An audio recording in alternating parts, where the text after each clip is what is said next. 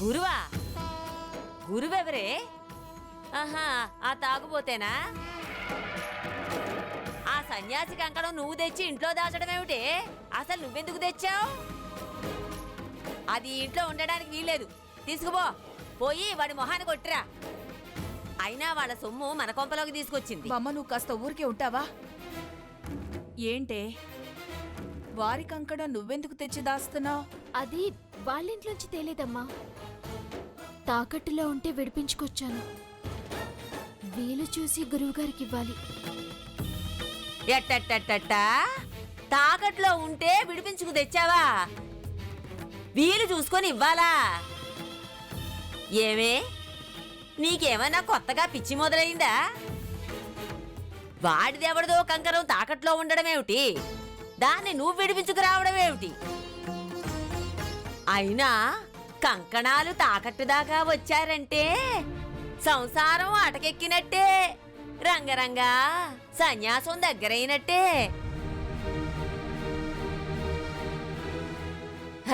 అంతేలే, అంత కాకపోతే ఇంకేముంటుంది? అంతేలే, నా మనవరాలకి అన్యాయం చేస్తే ఇలా మట్టి కొట్టుకుపోక మహారాజుతనం వస్తుందా? మనవరాలికి అన్యాయమా?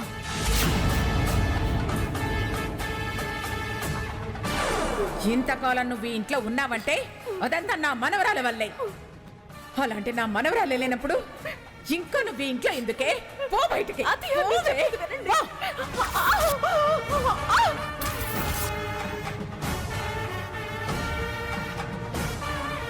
ఈ క్షణం నుంచి నీకు నాకు ఎలాంటి సంబంధం లేదు. నీకు నాకు ఎలాంటి సంబంధం లేదు. మనవరాలేంటి బమ్మి? అదే నువ్వే కదే అన్నావు, మొదటి భార్యను వదిలేశాడన్నావు. వదిలేసింది దీని వయసు అయి ఉంటుంది. అది మనవరాలు కాక ముని మనవరాలు అవుతుందా? ఆడపిల్లకి అన్యాయం చేస్తే ఉసురు ఊరికినే పోతుందా? దరిద్రం పట్టి పీడించదు, మట్టి కొట్టుకుపోతారు. బామ్మ, ఎందుకలా శాపనార్థాలు పెడతావు? ఎవరి పరిస్థితి ఏంటో ఎవరికి తెలుసు? అన్నీ తెలిసిన దానివి అలా శాపనార్థాలు పెట్టచ్చా? వాళ్ళ కర్మలు వాళ్ళు అనుభవిస్తున్నారు. అవునమ్మా, గురువుగారు చాలా బాధపడుతున్నారు. మొదటి భార్యను తలుచుకొని కుమిలిపోతున్నారు.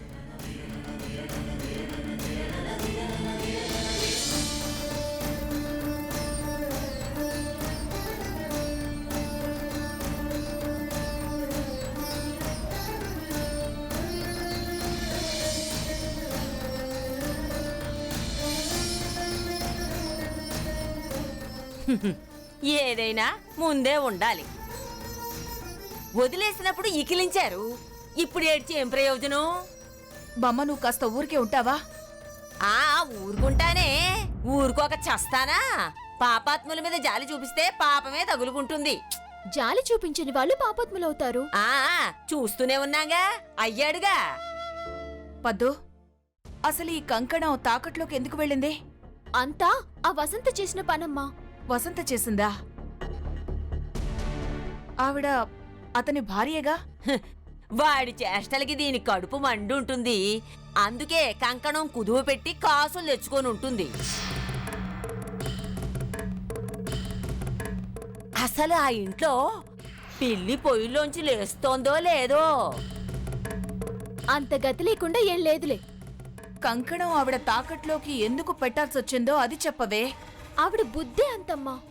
దానికి ఎంత కారణం చెప్తుందో. ఏంటది?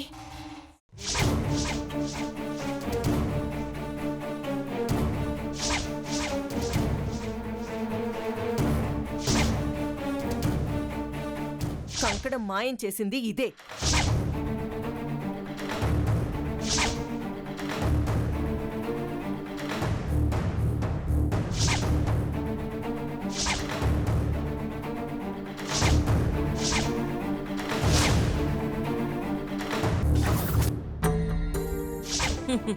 ఎట్టట్టా వాడి రోగం కుదర్చడానికి నిజంగా అదే సరైన పెళ్ళం.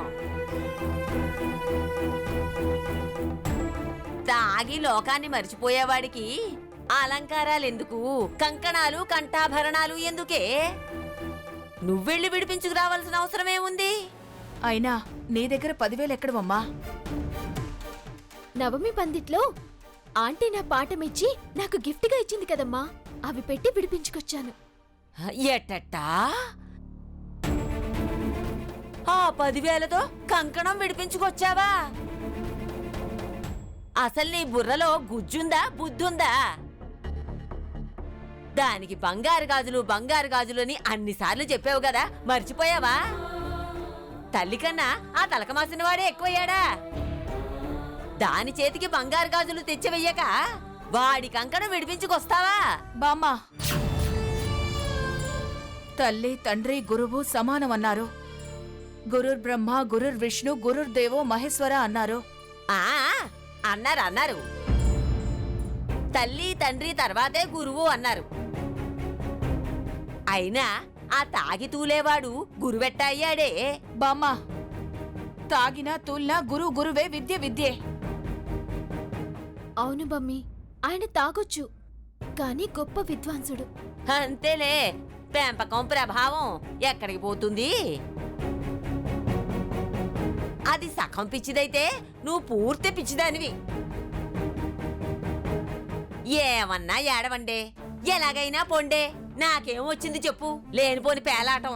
ఏదో ప్రేమకు పాకులాడమే గాని బతికినన్నాళ్ళు బతుకుతూ కూర్చుంటానా? మీ బతుకులు మార్చేదాన్నా? ఏదో బాగుపడి చస్తుందన్నా ఆశ బతికిస్తోంది. ఏమిటో రంగరంగా. పద్మావతి, నువ్వు వెళ్ళమ్మా, నువ్వు వెళ్ళి భోంచేసిరా.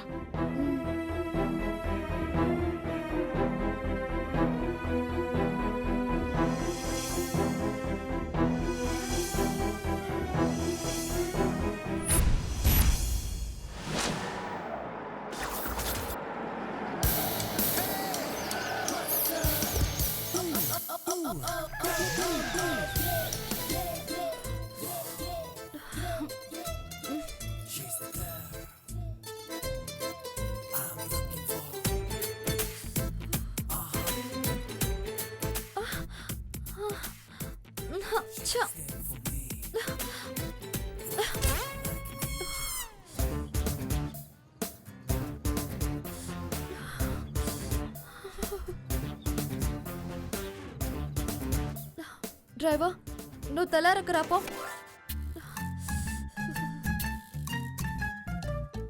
దీని బ్లాక్మెయిల్స్ కి భయపడి చావాల్సి వస్తుంది. నా లైఫ్లో ఇంత అర్లీగా లేవటం ఇదే ఫస్ట్ టైం. యాక్చువల్గా ఇది నేను పడుకునే టైం. ఏదో బ్రహ్మకాలము బ్రహ్మ టైం అంటూ వచ్చి తీరాల్సిందేని వార్నింగ్ ఇచ్చింది. ఈ టైంకి అసలు ఎందుకు రమ్మన్నట్టు?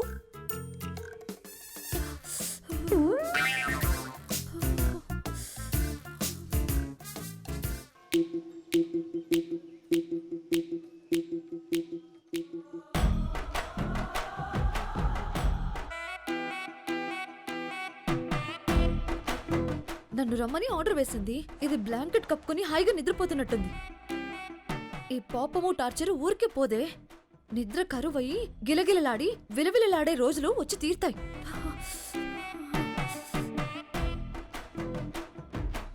హలో, ఎక్కడుందా?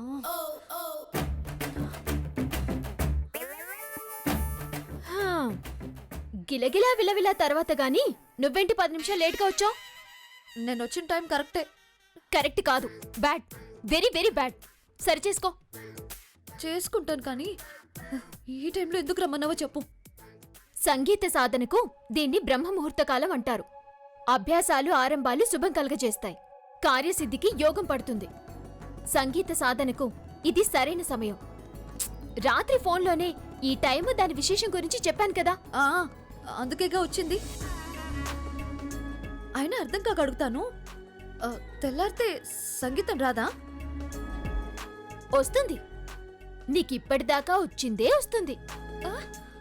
ఇది ఏకాగ్రత కలిగే కాలం, గాత్రం పలికే కాలం, గలం సవరించుకునే వేళ, దేవతలు తదాస్తనే సమయం. అసలు నేర్చుకుంటావా లేదా చెప్పు. చర్చలతో కాలం వృధా చేయొద్దు. నేర్చుకుంటానులే. అయితే ఉండు, తప్పుకో.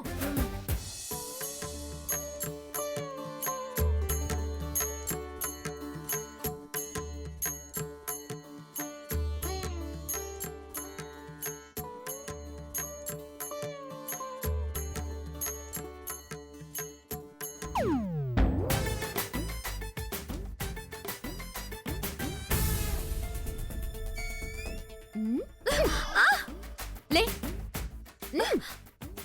పడుకోడానికి వచ్చావా? పద.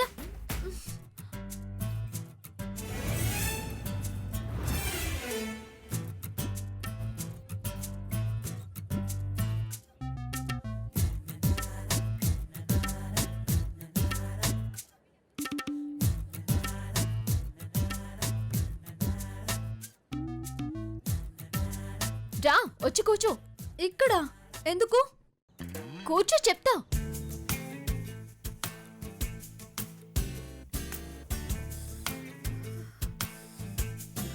సరే నువ్వుండు, నేను ఇప్పుడే వస్తాను. ఎక్కడికి? వస్తాను కదా, ఉండు.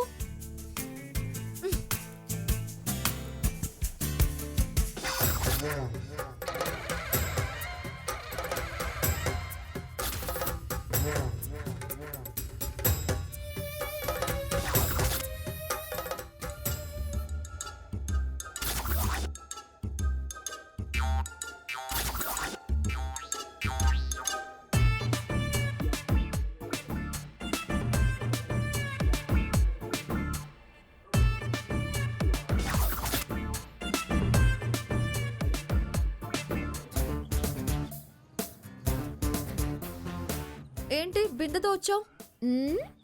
చెప్తానుగా.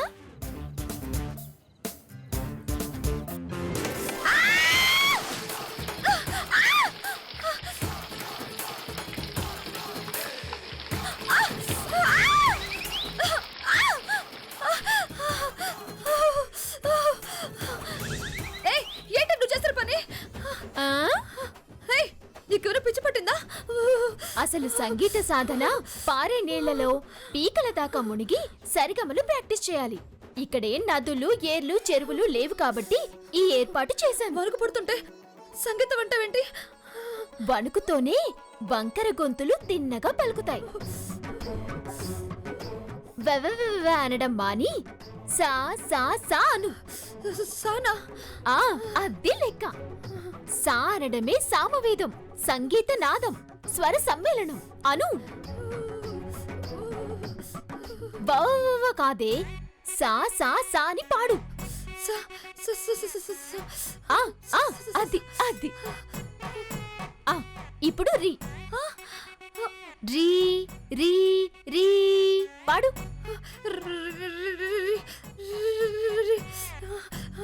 గా గా గా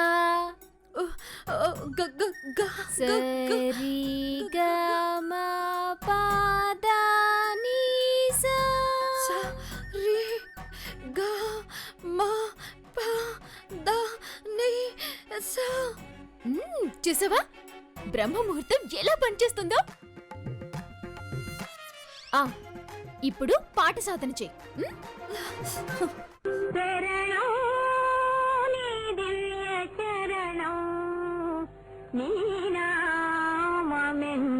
మధురం చరణం నీ దివ్య చరణం నీ నామమెంతో మధురం శ్రీశేష శైలవాస చరణం నీ దివ్య చరణం నీ నామమే ఎంతో మధురం శ్రీశేష శైలవాస చరణం నీ దివ్య చరణం శ్రీ చరణం.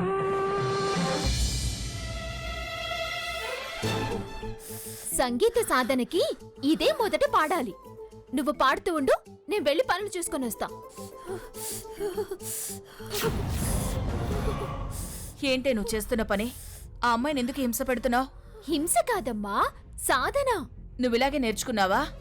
నాకు శ్రద్ధ ఉంది, తనలో మోసం ఉంది. తనకు తపనుంటే, నిజంగా ఆసక్తి ఉంటే తట్టుకొని నిలబడుతుంది.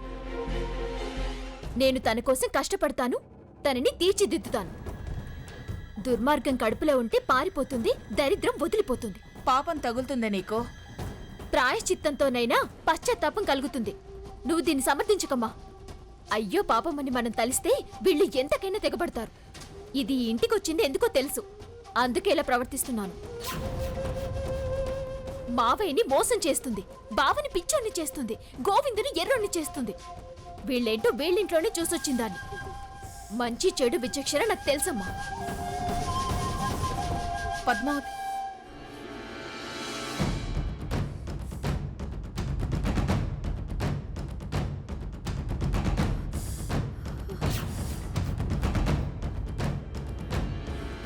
దేవుడా, ఏంటి నాకు ఈ పరీక్ష?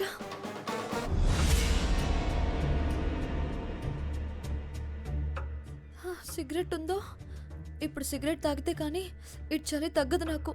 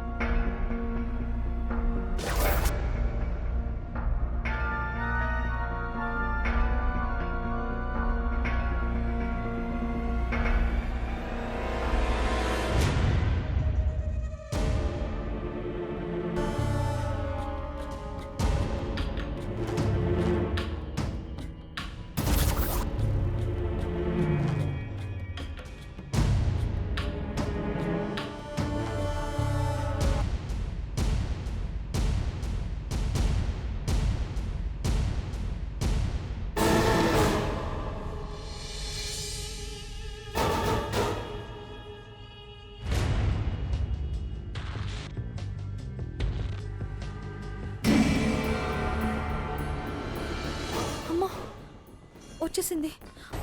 ఇక నుంచి వెళ్ళిపోవడం బెటర్.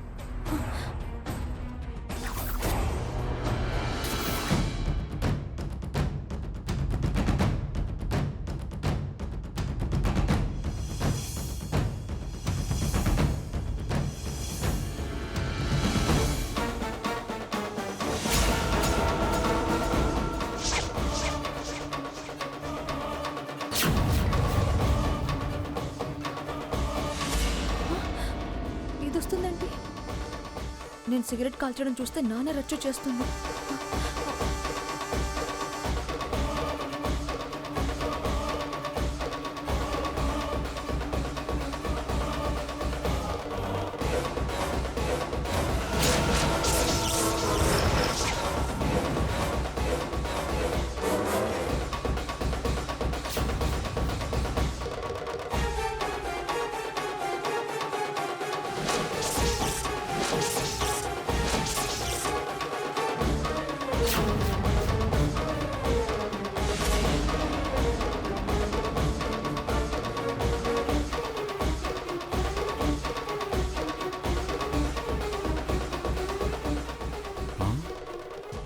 దామిని కారుందేంటి ఇక్కడ?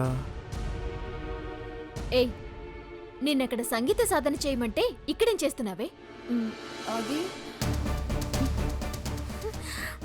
సిగరెట్ వాసన. సిగరెట్ వాసన వస్తుందేంటే?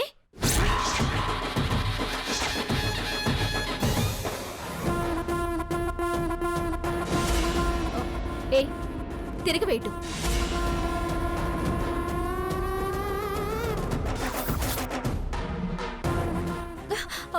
తిరగవే. సిగరెట్ కాల్చావా?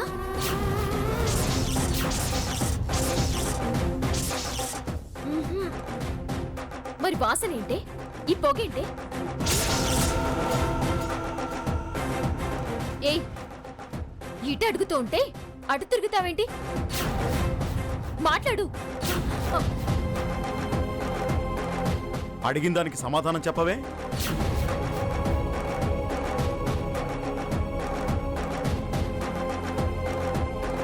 మావి గారు, ఇది నిలబడి సిగరెట్ కాలుస్తుంది. అప్రాచ్యపుదానా, ఈ ముదనష్టపు అలవాటు కూడా ఉందా?